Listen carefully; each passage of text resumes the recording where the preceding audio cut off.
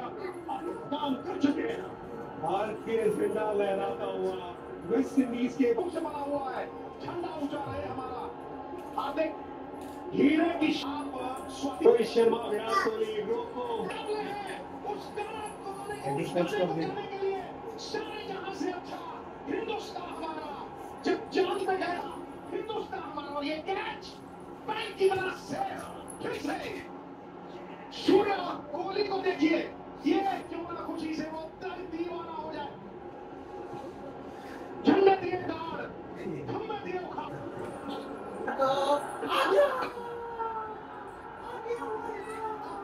विश्व का स्टेट बना दिया। युगों से कहीं बेहतर है। 11 साल का इंतजार, आज वो इंतजार खत्म हुआ। हर क्षण गर्व से उठेगा, हर चेहरा चांद की तरह चमकेगा। और मैं ये मानता हूं कि आकाश की कोई सीमा नहीं, पृथ्वी का कोई तोड़ नहीं, सातों की कोई साथ नहीं। सूर्य कुमार यादव, आज के दिन उस पल तेरा कोई तोल नहीं, कोई मोल नहीं। सभी भारतीयों की बेसब्री खत्म।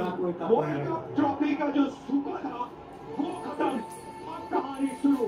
विश्व चैंपियन भारतीय टीम के विश्व चैंपियन की तरह खेले, एक भी मैच नहीं हारे इस विश्व कप में।